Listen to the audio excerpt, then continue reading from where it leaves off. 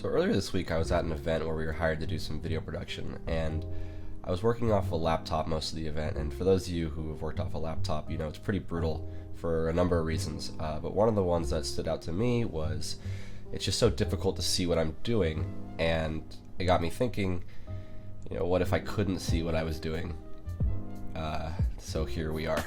I'm going to attempt to make a combo video with Super Smash Bros. Melee footage without being able to see or hear what I am doing.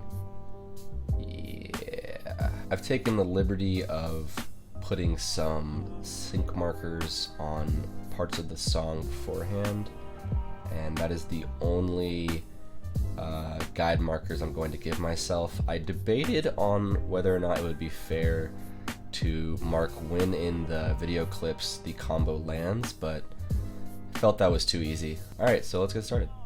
I really have no rhyme or reason for what clips I would choose first, and I'm pretty much gonna have to work very differently than I normally would because I can't fucking see.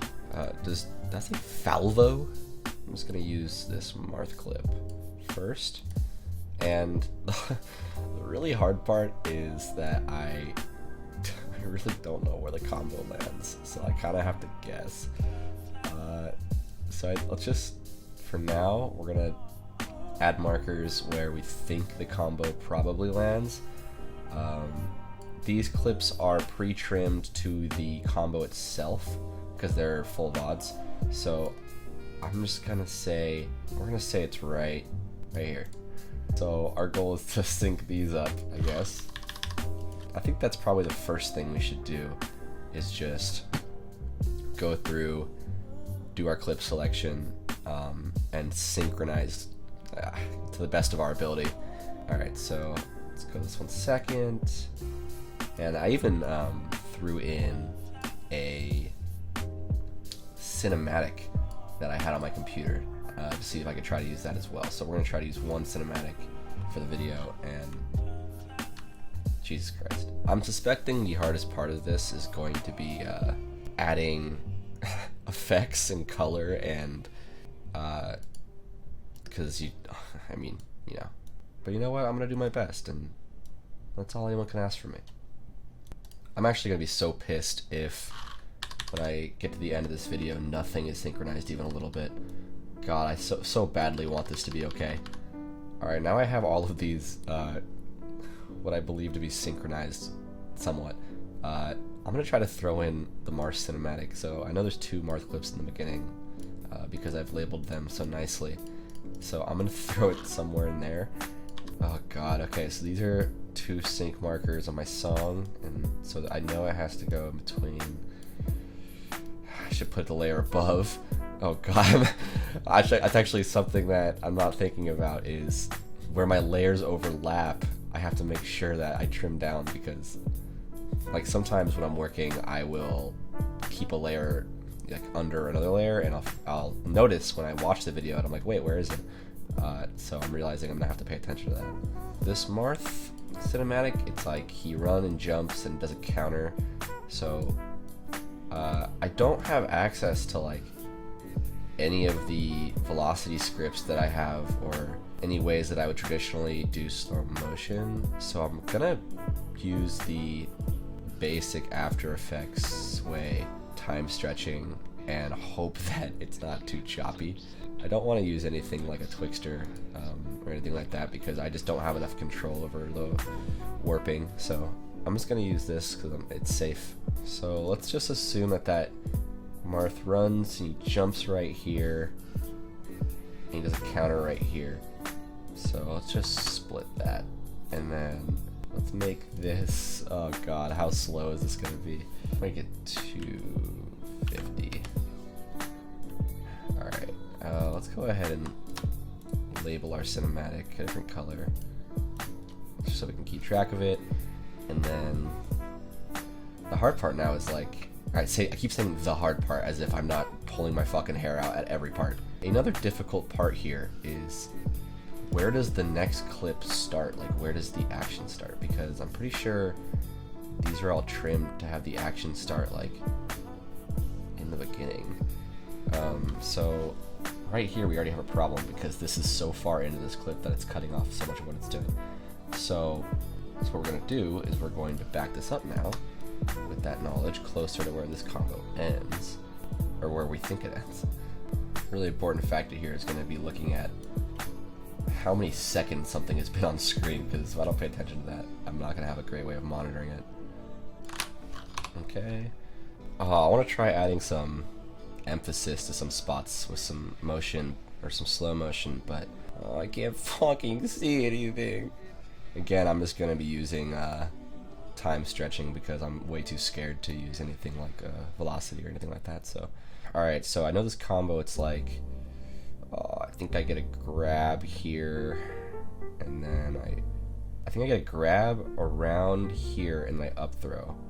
So we're gonna assume there's an up throw right here, and we're just gonna make this a bit slower.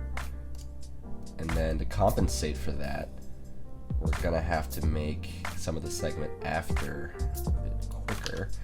Alright, so now we have what I hope to be a regular motion into slow motion into, how long does that last? That is, it's more than a full second. Oh god. And then it's really quick right here, and then it goes back to regular motion. Oh, this is gonna be so bad. I already know it. I have a feeling I'm gonna be using time stretch a lot, which I literally never use ever. Alright, so now we have this really messy cut up clip with slow-mo and fast mo, and then hopefully a good little video starter. What if we tried to make it slow motion on the combo? What I'm worried about that is, or the combo ender, what I'm worried about there is if I make slow motion before it ends, you're just never gonna see the end because it's gonna go to the next clip. Oh, this is so stupid. Also, another thing I want to do is layer my clips differently so that the next ones are above the other ones. It's gonna give me a way better idea of when I need to start and end stuff. It's also gonna make sure that the next clip is always being shown. Alright, so let's just go ahead and do this to every clip, and I will skip that process. Alright, now we have everything cut up and slow mode and color coded, so I can look at it easier. God, this is so ugly. So now I'm just gonna go and pre-comp everything because I want it to be a little cleaner. Alright, we've got our pre-comps.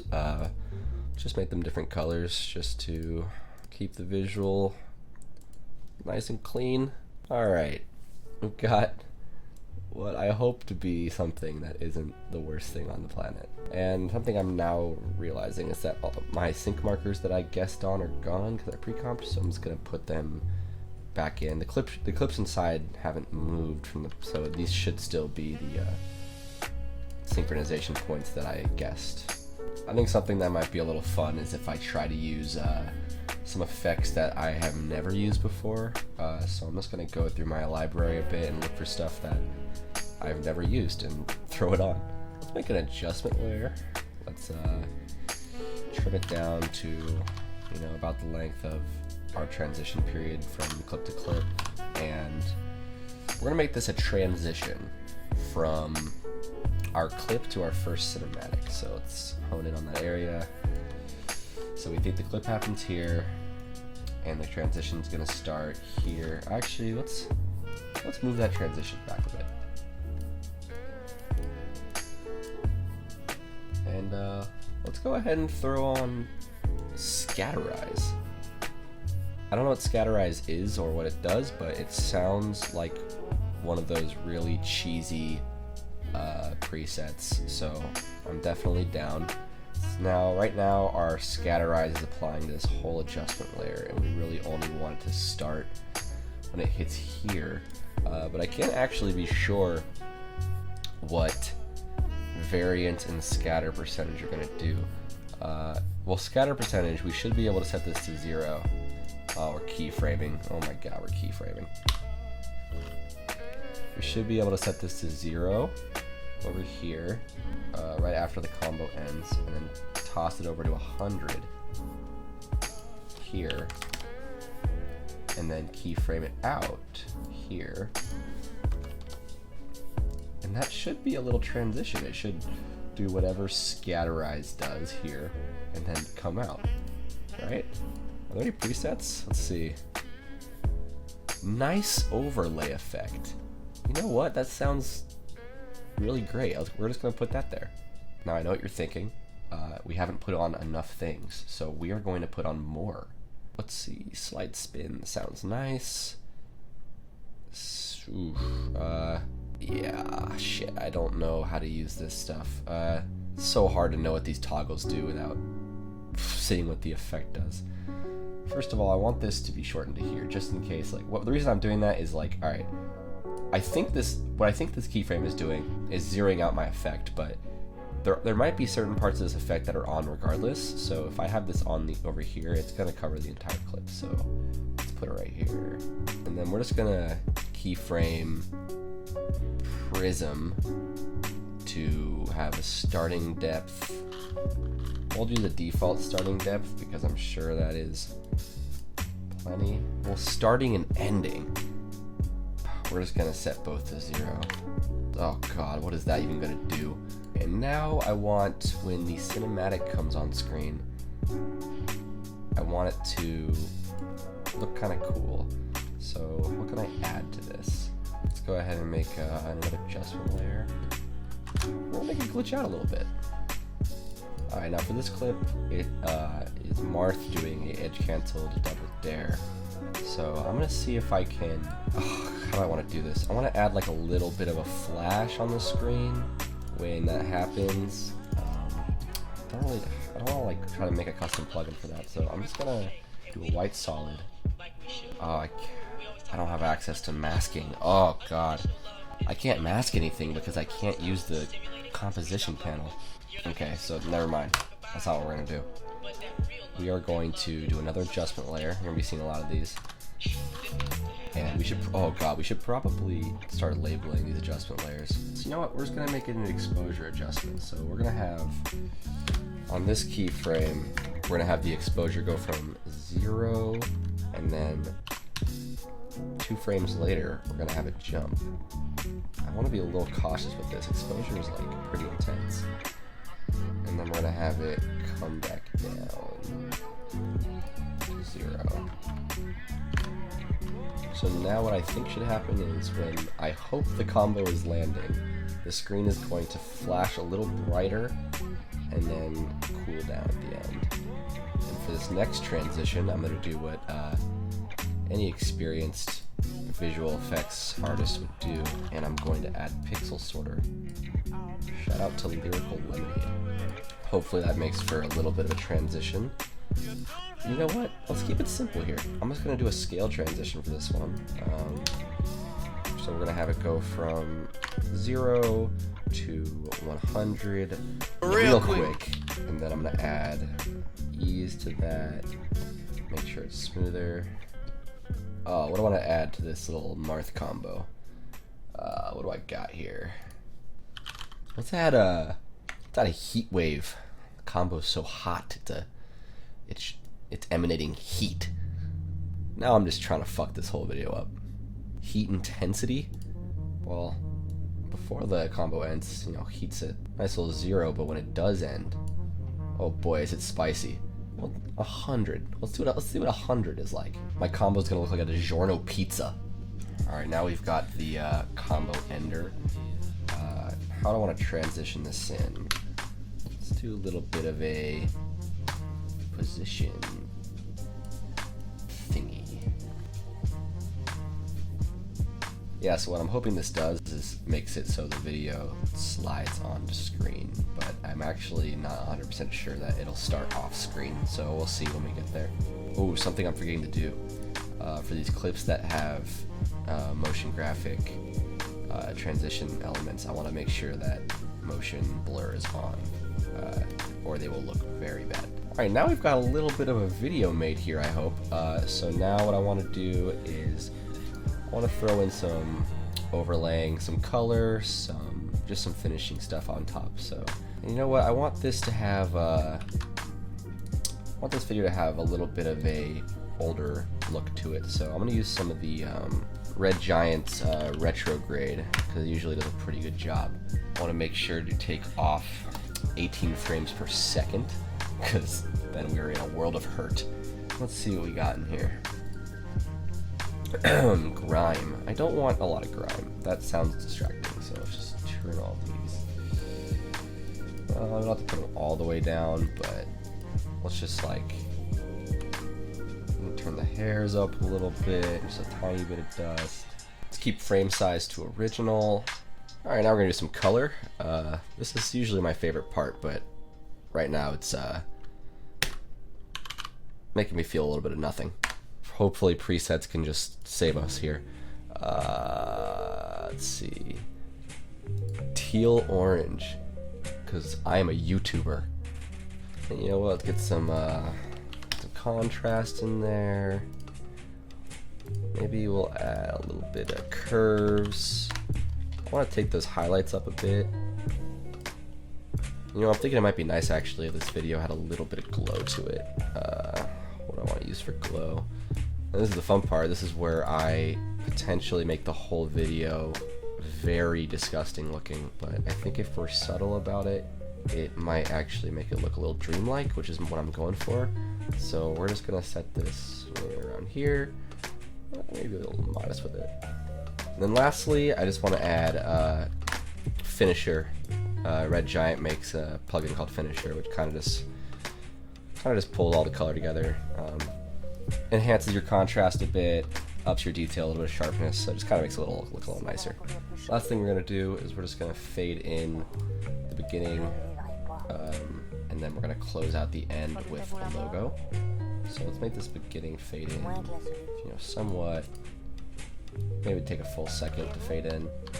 And then let's make that ending hard cut on where I think the combo ends. And then go straight to my logo. Oh, I'm trying to remember the default size of my logo right now. I'm pretty sure it's fairly large, so let's cut it down to like 65.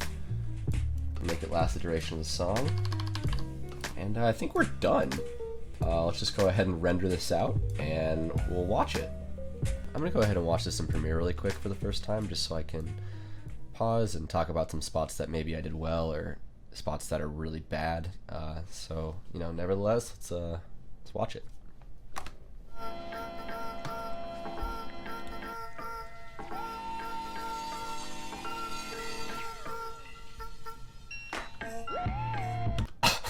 Okay, hold on. What happened here? I'm not gonna lie, the colors look amazing. What did I use here? That was Scatterize and Prism. I gotta remember that. It's actually a pretty cool looking transition. Wait, that's actually so sick.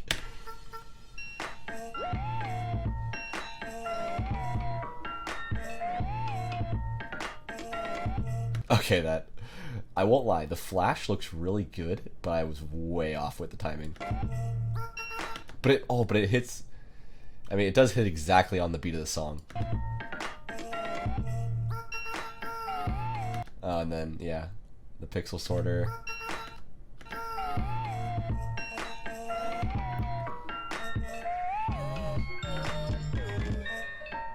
So that's lined up, but I meant to make the double lasers slow motion, and I made them fast motion. I made the Firebird slow motion.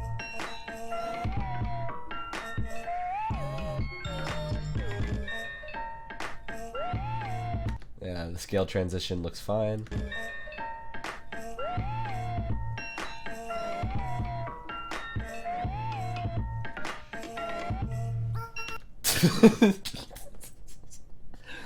The heat wave.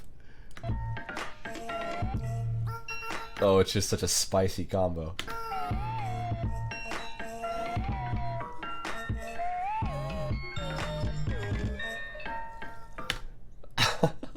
Okay, so I actually kind of like how that glitch looks. Looks pretty cool.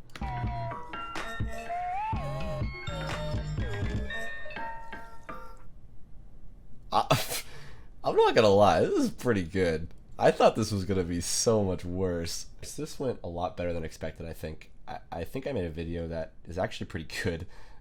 There's obviously some huge flaws in the timing, and it's a bit, over edited, but I actually think that I could post this and people would think that it was a purposely made video, which is pretty insane. I think next time if I were to do this again, I would make it a bit harder on myself, but I don't know what I would do to make it harder. I think maybe just, I don't know. We'll see if I get there. But thanks for watching, and until next time.